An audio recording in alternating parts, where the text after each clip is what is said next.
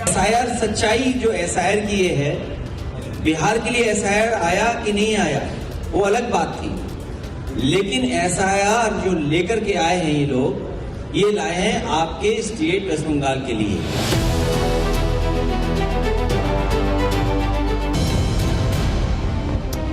तो क्या वोटर सत्यापन पर विपक्ष भ्रम की राजनीति कर रहा है? क्या एसआईआर पर फेक नैरेटिव के पुराने हथकंडों के फेल होने के बाद विपक्ष डर का नया बाजार सजा रहा है? ये सवाल इसलिए उठ रहा है क्योंकि बंगाल पहुंचे अखिलेश ने न सिर्फ ममता बनर्जी को बीजेपी के खिलाफ इकलौता लड़ाका बताया, बल्कि एसआईआर को लेकर एक ऐसी थ्योरी दी जिसने यूपी से लेकर देश की राजनीति गरमा दी। अगर भारतीय जनता पार्टी से कोई मुकाबला कर रहा है तो यहाँ की मुख्यमंत्री आदरणीय ममता बनर्जी जी मुकाबला कर रही है, और यही मुकाबला करने से भारतीय जनता पार्टी से मुकाबला किया जा सकता है। जितना तकलीफ परेशानी ये चुनाव को लेकर के दे सकते थे। एसआईआर सच्चाई जो एसआईआर की ये है, बिहार के लिए एसआईआर आया कि नहीं आया वो अलग बात थी, लेकिन एसआईआर जो लेकर के आए हैं ये लोग, ये लाए हैं आपके स्टेट वेस्ट बंगाल के लिए, और जानबूझ करके। लोग सवाल पूछ रहे हैं कि जब एसआईआर पश्चिम बंगाल के लिए ही आया, तब अखिलेश पहले बिहार फिर उत्तर प्रदेश में हो हल्ला क्यों मचा रहे हैं? अगर ये सिर्फ बंगाल केंद्रित है तो बिहार चुनाव में राहुल गांधी और तेजस्वी यादव ने इसे लेकर आसमान क्यों सिर पर उठा लिया? सवाल ये भी कि क्या वोटर सत्यापन सिर्फ एक बहाना है और हकीकत में वोट बैंक निशाना है? बड़ा सवाल ये भी कि एसआईआर तो पूरे देश के लिए आया, फिर अखिलेश यादव ऐसा क्यों कह रहे हैं कि पश्चिम बंगाल को ही टारगेट कर लाया गया? एक सवाल ये भी कि क्या एसआईआर को एनआरसी बताने वाले अखिलेश की रणनीति एक खास वोट बैंक को साधने की है? हमें उम्मीद है कि सेकुलर फोर्सेस और जो हम भाईचारा एक दूसरे से मिलकर के चलते हैं, जो हमारे देश की पहचान है, ये हमारे देश के सेकुलरिज्म से खिलवाड़ कर रहे हैं, और वो भी इलेक्शन कमीशन से मिलकर के। सवाल ये भी उठ रहा है कि क्या एसआईआर पर अखिलेश का बयान स्क्रिप्टेड था? क्योंकि जिस दिन कोलकाता में एसआईआर के खिलाफ जमीयत उलेमा हिंद ने सड़कों पर उतरकर प्रदर्शन किया, उसी दिन अखिलेश का ये बयान। तो क्या अखिलेश पश्चिम बंगाल की राजधानी कोलकाता से यूपी की सियासत को साध रहे थे? एक तरफ अखिलेश दीदी के कंधे पर बंदूक रखकर एसआईआर पर निशाना साध रहे थे, तो दूसरी ओर दीदी के मंत्री और पश्चिम बंगाल जमीयत उलेमा हिंद के अध्यक्ष सिद्दीकुल्लाह चौधरी एसआईआर पर एआई वाली अजब गजब थ्योरी लेकर आ गए। सवाल ये भी उठ रहा है कि क्या ये सिर्फ इत्तेफाक है या फिर सियासत की सोची समझी स्क्रिप्ट? क्या एसआईआर पर विपक्ष से लेकर मजहबी संगठनों के मुखौटे में ये हाय तौबा एक खास समुदाय का वोट पाने के लिए है? क्या एसआईआर पर ये सारी जद्दोजहद बीजेपी को एक समुदाय विशेष का दुश्मन करार देने के लिए हो रही? इन सवालों के जवाब में यूपी के कैबिनेट मंत्री और भारतीय सुहेलदेव समाज पार्टी के अध्यक्ष ओम प्रकाश राजभर कहते हैं, अब मुसलमानों को भी अक्ल आ गई है और वो अपना झंडा ढोएंगे। अब मुसलमानों को भी अक्ल आ गई, मानो जान गए कि यहाँ कुछ है ही नहीं। जब जैसे होता है ना कि मुसलमान कहाँ जाएगा, किस पार्टी में? अरे वो वैसी के साथ जाएगा, अपनी पार्टी में जाएगा, और कहाँ जाएगा? दूसरे का झंडा डंडा काहे ढोएगा? अपना जो है वो सीखे ओम प्रकाश राजभर से मुसलमान। हम 6 को एमएलए लेके सरकार में शामिल हैं और समाज का काम कर रहे हैं, तो यहाँ भी 20% आबादी है, लो 80 को टिकट चाप के लड़ो, जीत के आओ। बिहार गए तो वहां जितवा के आए, महाराष्ट्र गए जितवा के आए, दिल्ली गए वहां गए, हरियाणा गए, राजस्थान, जहां ये जाते हैं वहां जितवा करके भाजपा को आ जाते हैं। आरोप लगाते हैं कि बसपा जो है भाजपा की बी टीम है, असली बी टीम सपा। एसआईआर पर विपक्ष के सियासी गदर के बीच दावा किया जा रहा कि खास समुदाय का वोट बैंक विपक्षी पार्टियों से खिसक कर अपना लीडरशिप तैयार कर रहा, तो दूसरी ओर सियासी शोर के बीच केंद्रीय गृह मंत्री अमित शाह ने सियासी पासा पलट दिया। एसआईआर के शोर के बीच उन्होंने सनातन को केंद्र में रख दिया। मोदी सरकार के 11 वर्षों के फैसलों को सनातन मूल्यों से जोड़ा, तो वहीं ये बड़ा बयान भी दे दिया कि जो सरकार सनातन के अनुयायियों को निराश करेगी वो दोबारा सत्ता में नहीं आएगी। आजादी थया पछी सनातन धर्मना अनेक संप्रदायोना सौ अनुयायीओ राह जोता था कि एक एवी सरकार आवे जे आपड़ा सनातन धर्म ने महत्व आपी एना आधार पर देश चलाववानो। अनेकानेक तीर्थों उद्धार, बद्रीधाम, केदारनाथ, काशी विश्वनाथ, महाकाल अने वे सोमनाथ, आ बधा तीर्थों उद्धार आ 11 वर्ष में हाथ में लीधो। मने विश्वास है कि संतों आशीर्वाद थी हवे कोई दिवस सनातन धर्मना अनुयायीओ निराश थाय એવું શાસન આ દેશમાં ક્યારેય નહીં આવે। तो क्या बंगाल से लेकर उत्तर प्रदेश के चुनावी मैदान की स्थिति साफ है? एक तरफ एसआईआर और डर की सियासत, तो दूसरी तरफ सनातन और आस्था की सियासत। एक तरफ एसआईआर जिसे लेकर विपक्ष हाय तौबा मचा रहा, तो दूसरी तरफ सनातन जिसे बीजेपी सत्ता और राष्ट्र की रीढ़ बता रही। सवाल है कि सनातन और एसआईआर क्या आपकी बार इसी पर आर पार? क्या विपक्ष एसआईआर के बहाने वोट बैंक बचाने की लड़ाई लड़ रहा, या फिर बीजेपी सनातन के सहारे निर्णायक बढ़त लेने जा रहे? ब्यूरो रिपोर्ट, टाइम्स नाउ नव भारत।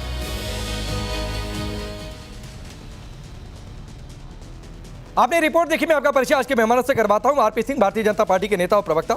शुभरास्ता, पॉलिटिकल एनालिस्ट के तौर पर। राजकुमार भाटी जी, समाजवादी पार्टी के नेता और प्रवक्ता। सुजाता मंडल है, टीएमसी के नेता।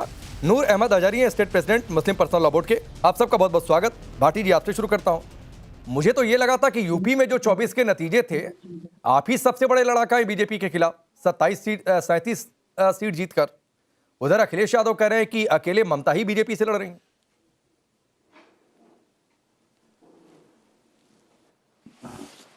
नहीं, जो पश्चिम बंगाल का जिक्र है और एक सरकार का जिक्र है, मुख्यमंत्री के तौर पे ममता बनर्जी बहादुरी के साथ भारतीय जनता पार्टी की जो जनविरोधी नीतियां हैं और जो षड्यंत्र हैं और जो राजनीतिक जो नरेशन बनाने का काम, वो नैरेटिव बनाने का काम करते हैं फर्जी मुद्दों पे, उसके खिलाफ ममता बनर्जी बहादुरी के साथ, हिम्मत के साथ, हौसले के साथ लड़ रही हैं। इसमें कोई संदेह नहीं है, ये पूरा देश देख रहा है।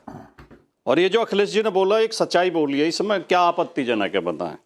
जिस तरह पश्चिम बंगाल में भारतीय जनता पार्टी तिकड़मबाजी कर रही है, टीएमसी के नेताओं को आरोपित कर करके, मुकदमों से डरा के, उनके खिलाफ जांच बैठा के उन्हें पार्टी बदलवाई गई, और जब वो बीजेपी में आ गए तो उनके मुकदमे बंद कर दिए गए। पश्चिम बंगाल में टीएमसी के नेताओं के घरों पे ईडी के, इनकम टैक्स के, सीबीआई के छापे पड़वाए जाते हैं। ममता बनर्जी को हर मुद्दे पे बदनाम करने की कोशिश की जाती है, हिंदू विरोधी बताया जाता है, सनातन विरोधी बताया जाता है, जबकि ममता बनर्जी न तो हिंदू विरोधी हैं न सनातन विरोधी हैं। वो सनातन का भी सम्मान करती हैं, हिंदू धर्म का पालन करती हैं, पूरी तरह पूजा पाठ करती हैं, देवी की भक्त हैं। वो नवरात्रों में पूरा देवी की पूजा पाठ करती हैं। तो लेकिन भारतीय जनता पार्टी जो षड्यंत्र कर रही है, ये आरएसएस नहीं भाटी जी, ये मसला, ये सवाल मैंने इसलिए नहीं पूछा था कि आस्था पर बात हो जाए, कौन हिंदू विरोधी है, कौन सनातन विरोधी है। दरअसल मसला ये है कि आप कह रहे हैं कि बिहार के लिए एसआईआर नहीं था, ये एसआईआर का टारगेट बंगाल था। फिर आप यूपी की भी चर्चा करते हैं, और इसीलिए आपकी घूम घुमाई बातों से ओपी राजभर ये कह रहे हैं कि असली बी टीम आप लोग हैं। आप हर जगह जाते हैं, बीजेपी को जितवा कर चले आते हैं, क्योंकि मुद्दों की पहचान नहीं है। बिहार में, महाराष्ट्र में क्या हुआ, बंगाल में क्या होगा नहीं होगा, वक्त बताएगा। यूपी को आप साध रहे हैं वोट बैंक को ध्यान में रखकर। अगर भारतीय जनता पार्टी 303 से 240 पे आई है, 2019 में भारतीय जनता पार्टी को के 303 सांसद जीत के आए थे, अगर वो से 240 पे आई है, तो इसमें सबसे बड़ी भूमिका समाजवादी पार्टी की है। ठीक, समाजवादी पार्टी ने बीजेपी को हाफ कर दिया यूपी में, 68 सीटों से 33 पे ले आए। ये समाजवादी पार्टी की वजह से हुआ है। और अगर ओम प्रकाश राजभर आज मंत्री पद का स्वाद चख रहे हैं और उनके 6 विधायक अगर विधानसभा में हैं, तो वो समाजवादी पार्टी की वजह से हैं। अब ओम प्रकाश राजभर अवसरवादी नेता हैं, कुछ भी बोलते रहते हैं। कल इतना ही सख्त योगी जी के, मोदी जी के खिलाफ बोल रहे थे, आज अखिलेश जी के खिलाफ बोल रहे हैं। योगी जी की गोद में बैठ गए तो अखिलेश जी के खिलाफ बोल रहे हैं। कल को क्या भरोसा है, को दोबारा अखिलेश जी की शरण में नहीं आएंगे, फिर योगी जी के खिलाफ इतना ही सख्त बोलेंगे। तो ऐसे अवसरवादी दल बदलू नेताओं को की बातों पर क्या गंभीरता से लेना, इनकी बातों को नहीं, क्या चर्चा करनी, इनकी कोई हैसियत नहीं है। 1.5 जिले की ये बात थोड़ी नहीं है। ये अच्छा थोड़ी लगता है कि भाटी जी की हैसियत नहीं है। जब साथ में थे तब पूरी हैसियत थी, बिना हैसियत होते आपने गठबंधन में तो शामिल नहीं कर लिया। हैसियत थी तभी तो लिया, तभी तो सीटें दी, ऐसा तो है नहीं। लेकिन आरपी सिंह, ये टारगेट कहां है? क्या बंगाल से 27 सच जाएगा, यूपी सच जाएगा? इनकी तैयारी तो यही दिखती है। देखिए राकेश भाई, हिंदी में कहावत है, खिसानी बिल्ली खंबा नोचे। तो उनमें क्या है कि चुनाव की हार दिख रही है, इसलिए इस प्रकार की बयानबाजी हो रही है। भाटी साहब बड़े समझदार लोगों में से हैं, पुराने लोगों में से हैं। वो कह रहे हैं कि हमने भाजपा को 33 पे लाकर खड़ा कर दिया। सर जितना आपका स्ट्राइक रेट था उससे ज्यादा कांग्रेस और महायुति का स्ट्राइक रेट था महाराष्ट्र के अंदर। और महाराष्ट्र के अंदर अपने हालत देख ली ना, आपका स्ट्राइक रेट 58% था, उनका स्ट्राइक रेट महाराष्ट्र के अंदर 64% था पार्लियामेंट इलेक्शन में। और असेंबली इलेक्शन आते आते निपट गया मामला। तो हम तो मान रहे हैं कि कुछ गलती हमसे हुई पार्लियामेंट इलेक्शन में, हमने उसके सुधार कर लिया और यूपी में भी उसका सुधार हो गया। परंतु मैं एक कुछ आंकड़े आपके सामने रखना चाहता हूं। बंगाल के अंदर 7 पिता ऐसे हैं जिनके 100 बच्चे हैं, 10 पिता ऐसे हैं जिनके 50 बच्चे हैं, ये SIR की रिपोर्ट है। 10 पिता ऐसे हैं जिनके 40 बच्चे हैं, 14 पिता ऐसे हैं जिनके 30 बच्चे हैं, 50 पिता ऐसे हैं जिनके 20 बच्चे हैं, 8,682 पिता ऐसे हैं जिनके 10 बच्चे हैं। अब ये विसंगतियां हैं, इन विसंगतियों की चिंता, मैं ये नहीं कर कोई शरारत है, ये विसंगतियां हैं और हमें भी पता है कहाँ पर ये विसंगतियां होती हैं और कैसे विसंगतियां होती हैं। तो इन विसंगतियों में सुधार की जरूरत तो है ही है, इसमें ये थोड़ा कि इन विसंगतियों में सुधार नहीं होना चाहिए। और ये जो बार बार SIR को लेकर कहते हैं ना, ममता दीदी को तो एक ही चीज आती है, वो है कि बाजू चढ़ाकर अपनी फाइलें, सरकार की फाइलें, वेस्ट बंगाल सरकार की फाइलें वो आईपैक के दफ्तर से उठाकर लाई थी। अभी उसका जवाब देना है उनको कोर्ट के अंदर की वो वेस्ट बंगाल सरकार की फाइलें आईपैक के दफ्तर में क्या कर थी, अभी उनका जवाब देना है। तो वो ममता दीदी तो नोन है। और जहां तक इन्होंने एक सेकंड और दे दीजिए, इन्होंने कहा कि दीदी बड़ा हिंदुओं की चिंता करती हैं। अभी वो दिन भूले नहीं जब गाड़ी से उतर कर जय श्री राम बोलने वालों को अरेस्ट करा दिया था, वो दिन भूले नहीं।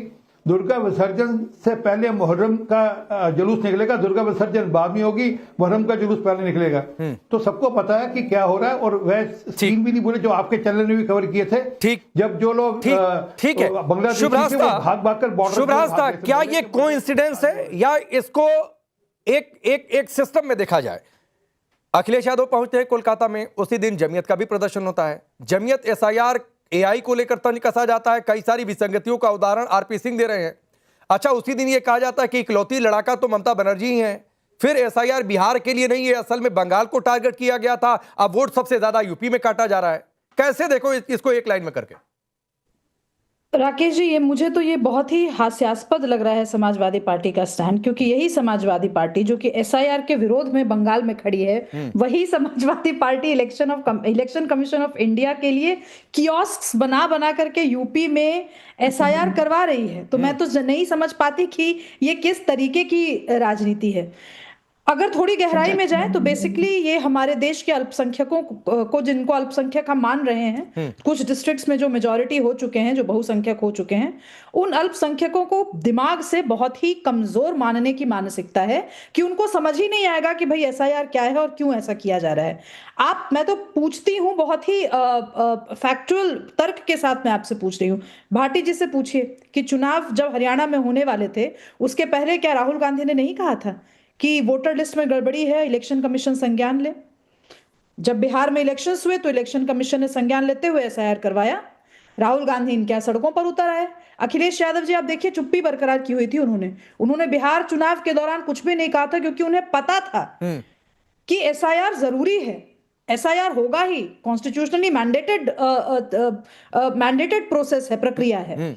चलिए वो भी बात जाने देते हैं। पूरा माहौल बिहार चुनाव और उसके बाद ऐसा बना कि भाई SIR की वजह से ही ऐसा लगा कि इनकी पार्टी हार गई। तो इन्होंने कहा कि भाई अब टाइम देना चाहिए इलेक्शन कमीशन को, SIR ऐसे नहीं करवाना चाहिए। तो 6 नवंबर को केरल में अनाउंस होता है कि SIR होना है। पता नहीं क्या हड़बड़ी थी वहां पे लेफ्ट और कांग्रेस के गठबंधन की सरकार को कि एकदम आनन फानन में 3 दिसंबर को चुनाव भी करवा लिया। तो मैं तो मैं तो समझ ही नहीं पा रही हूँ कि एक्चुअली SIR को लेकर के मानसिकता क्या है।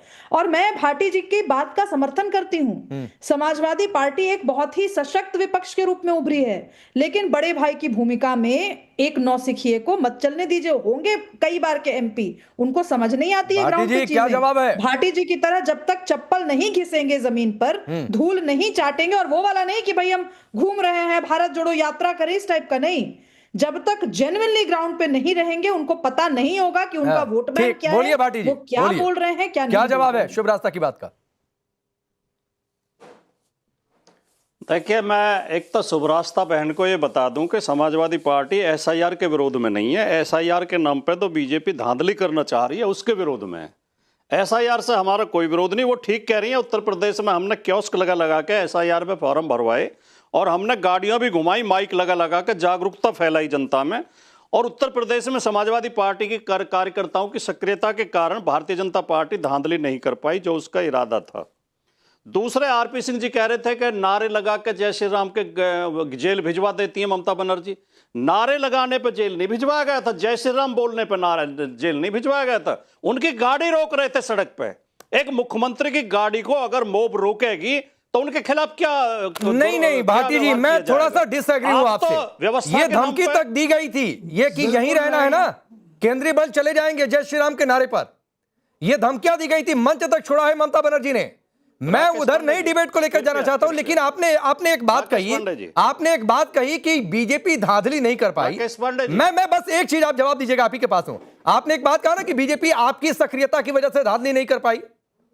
सर, अखिलेश यादव कोलकाता में कह रहे हैं, आपकी पार्टी के राष्ट्रीय अध्यक्ष, नहीं कि यूपी में सबसे ज्यादा वोट काटे जा रहे हैं। अब या तो आपकी बात सही है या तो अखिलेश यादव की बात सही है। राकेश जी, मैं आपके शो में हमेशा ये तय करके बैठता हूं कि मैं आज बिल्कुल राकेश जी से बहस में नहीं उलझूंगा, मैं मुद्दे की बात करूंगा केवल। लेकिन बहस में तब उलझना पड़ता है जब आप हमारी बात काट कर बीजेपी की वकालत करने लगते हैं। आपने मेरी पूरी बात क्यों नहीं सुनी जो जय श्री राम वाली मैं कह रहा हूं? तो बात स्थिति स्पष्ट हो जाएगी। कर लीजिए सर। जय श्री राम के नारे लगा के मुख्यमंत्री की गाड़ी रोक रहे थे सड़क पे। सड़क पे गाड़ी रोक रहे थे मुख्यमंत्री की, क्या इजाजत दी जा सकती है? उत्तर प्रदेश में एक महंत मुख्यमंत्री व्यवस्था के नाम पे शंकराचार्य के ऊपर लाठी चलवा देता है, वो तो ठीक है। और वहां मुख्यमंत्री की गाड़ी रोकने पे अगर पुलिस रोक रही है तो वो गलत है। वो सनातन ऐसा दोहरा रवैया क्यों है? व्यवस्था में कहीं भी नुकसान पहुंचाया जाएगा, व्यवस्था को छिन्न भिन्न किया जाएगा तो पुलिस कार्रवाई करेगी, चाहे वो उत्तर प्रदेश हो चाहे पश्चिम बंगाल हो। अगर पश्चिम बंगाल में जय श्री राम बोलकर सड़क रोक रहे थे, उनके खिलाफ पुलिस ने कार्रवाई की, तो यह उत्तर प्रदेश में जो हुआ है प्रयागराज में, उसे क्या कहेंगे फिर? फिर तो आपको योगी आदित्यनाथ के खिलाफ भी बोलना चाहिए ऐसे ही कि ये भी सनातन विरोधी हैं कि ये जो पुलिस से लाठियां चलवा रहे हैं, छोटे छोटे साधुओं को चोटी पकड़ पकड़ के बाल पकड़ घसीटा गया। नहीं ठीक है, ये 10 दिन पुरानी डिबेट है भाटी जी, ये 10 दिन पुरानी डिबेट है। कम से कम 4-5 बार इस पर डिबेट कर चुका हूं। 2015 में लाठियां आपने भी चलवा दी थी और अयोध्या में गोलियां आपने भी चलवा दी थी। मैं सिर्फ ये बोला कि या तो आप सही हैं या तो अखिलेश यादव सही हैं। आप कह रहे हैं कि धांधली नहीं हो रही है, रोक दिया गया, और अखिलेश यादव कह रहे हैं कि सबसे ज्यादा वोट यूपी में कट रहा है। तो दोनों बात तो नहीं हो सकती है, या तो धांधली हो गई या तो नहीं हुई, या तो वोट कटा या तो नहीं कटा। आ रहा हूं शुभ रास्ता।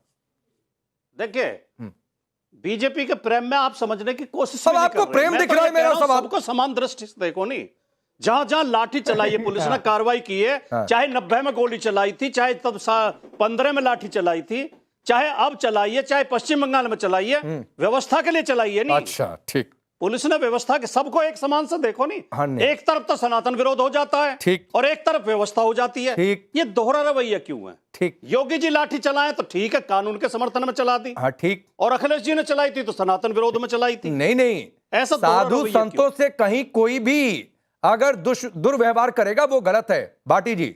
लेकिन आप तुलना करने लगते हैं शुभ रास्ता, तुलना ये हो जाती है हम चलाएंगे तो व्यवस्था के लिए, अब वो चलाएंगे तो सनातन विरोध के लिए, फिर ठेकेदारी हटाइए। इसके बाद आता हूं आपके पास सुजाता जी, एक छोटा जवाब शुभ रास्ता, आप इशारा भी कर रहे हैं। राकेश जी, मैं जानबूझ करके भाटी जी जो कर रहे हैं, मैं उस कुचक्र में नहीं फंसूंगी।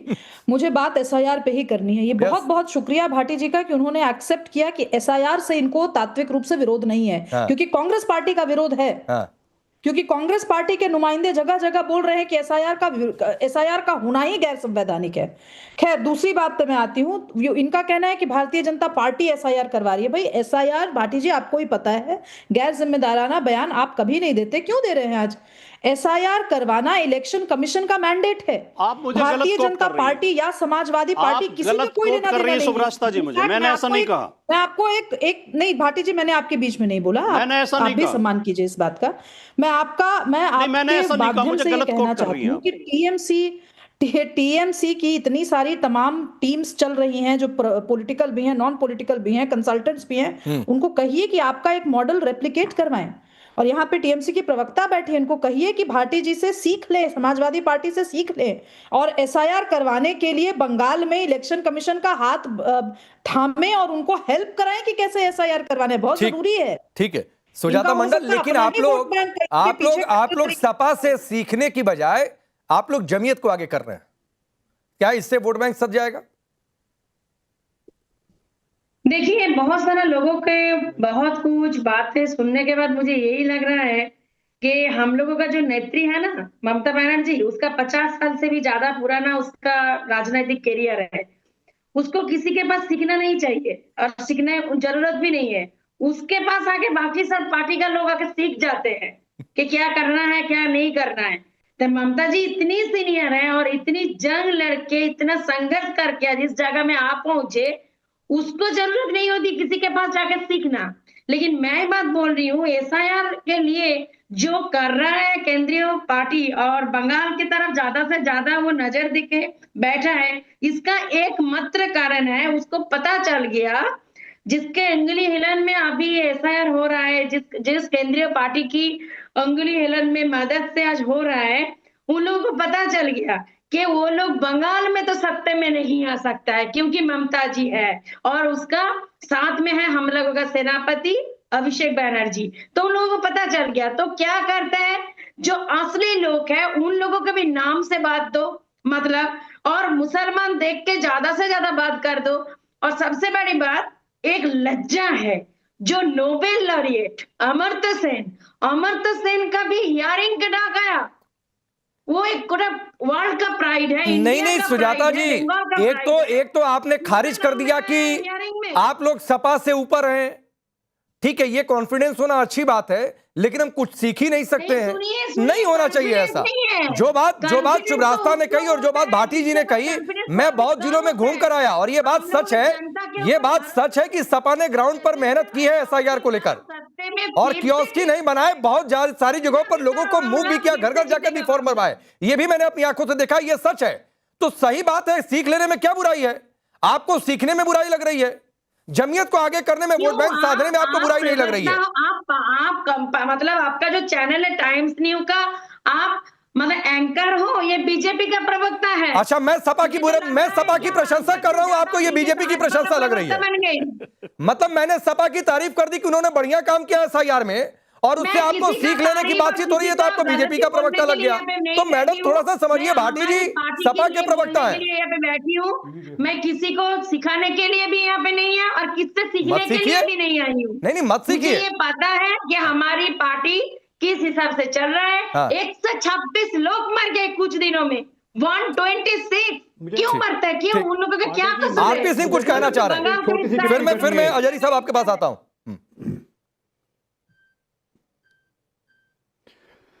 भाटी साहब बड़े आराम से डग करके वो बताने के लिए कि दुर्गा पूजा की जगह मुहर्रम का जुलूस पहले निकलेगा, ये भी ममता बनर्जी के कोर्ट से ऑर्डर लाकर दुर्गा माता का जो विसर्जन कराया गया था।